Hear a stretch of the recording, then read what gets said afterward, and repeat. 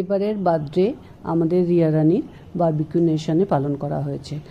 ওর একটু ইচ্ছা ছিল বাড়িতে করার, কিন্তু যেহেতু বাড়িতে আমাদের একটু শারীরিক প্রবলেম ছিল একটু, সেই কারণে আমরা বারবিকিউ নেশন, যেটা নাগের বাজারে আছে ডায়মন্ড প্লাজাতে, সেটাতে করা হয়েছিল। এই আমার বার্থডে গার্ল, আমার রিয়া রানী, ও একটা ফ্রক পরেছিল, ভালো লাগছিল ওকে সেদিনকে দেখতে। আর এগুলো আমার আর এক মেয়ের মতনই, ওর দিদি কাম বন্ধু। ওদের সাথে আমি একটা রাংদে বাসন্তীর সামনে ছবি তুলে ফেললাম।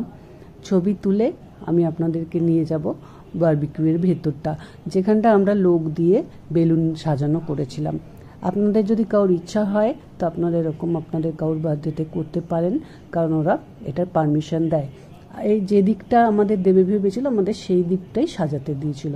বেকার অন্য জায়গা তো আমাদের সাজানোর প্রয়োজন নেই। তাই আমাদের মোটামুটি 30 জন থেকে 35 জন লোক ছিল, সেই রকম সিট ক্যাপাসিটি দেখে আমাদের সাজাতে দিল।